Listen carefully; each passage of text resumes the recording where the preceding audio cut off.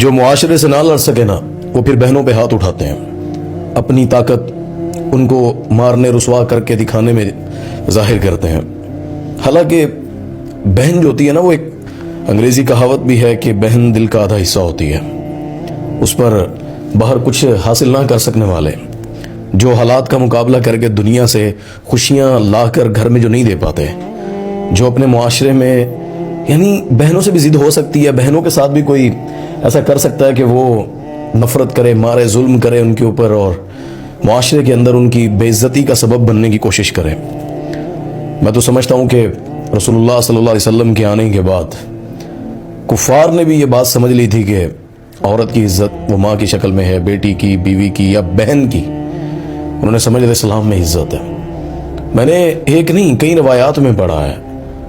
مسلمانوں کے پاس وہ اپنی عزتوں کو محفوظ سمجھتے تھے۔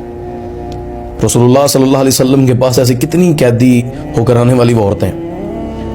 وہ شیما کا واقعہ لے لیں، حالانکہ اس کا بچپن رسول اللہ صلی اللہ علیہ وسلم کے پاس گزرا، یا حاتم طائی کی وہ جو بہن ہے، یا دیگر جتنی بھی خواتین ہیں، اسلام نے عزت دی ہے غیر عورت کو بھی۔ میں سمجھتا ہوں کہ جب ایک عورت شادی ہو کر گھر جاتی ہے نا، یعنی سسرال جائے اپنے،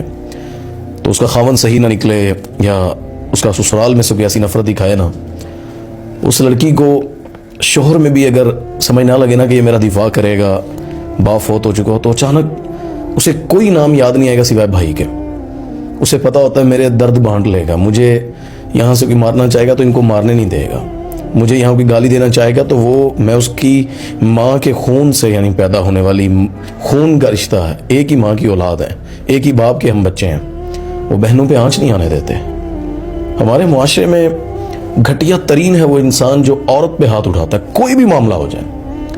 کچھ بھی ہو جائے، آپ عورت کو کیسے مار سکتے ہیں؟ اسلام نے جتنی اجازت دی ہے وہ بھی چہرے پہ نہیں مارنا، نشان نہ پڑے اس کے ساتھ، وہ بھی بیوی کو حق دیا یا والد کو کہ وہ بھی اس عمر تک یا اس لمٹ تک کہ جس سے عزت احترام کا رشتہ ختم نہ ہو۔ یہاں پر تو میں بس یہ پیغام دوں گا کہ ہمارے معاشرے کو اگر ایسی طرح ایسے مطلب المیے کو ہم نے پروان چڑھانا ہے، آپس میں گھروں میں نفرت پیدا کرنی ہے، تو اسلام کی تعلیم کا نام کیوں لیتے ہیں؟ پھر یہ مسلمان ہونے کے ڈرامے اور اچھا بننے کے ڈرامے، اگر نہ بہن بھائی کا رشتہ نہ دوستوں سے بھی بہتر ہوتا ہے، حلال رشتہ ہے، عزت کا رشتہ ہے، اللہ تعالیٰ نے اس میں خیر رکھی ہے۔ یہ میں حیران ہوتا ہوں ان عورتوں پر بھی جو بھائیوں کو بہنوں کے ساتھ، بیویاں جو ہیں اپنی نندوں کے ساتھ اپنے شوہروں کی لڑائیاں جو کروا دیتی ہیں۔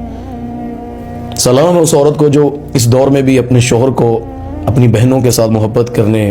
کھلانے پلانے، تحائف دینے میں اس کا ساتھ دیتی ہے۔ یہ گھر بسانا، یہ سکون یہ لوگ حاصل نہیں کر پاتے، اور نفرت، گالیاں مارنا، یاد رکھیے گا آپ جس کے اوپر ظلم کرتے ہیں وہ بیوی ہے، بیٹی ہے، ماں ہے، بہن ہے، اللہ نے اس کو اتنا اختیار دیا، اس کے آنسوؤں کو اللہ نے اتنا پاک رکھا ہے نا،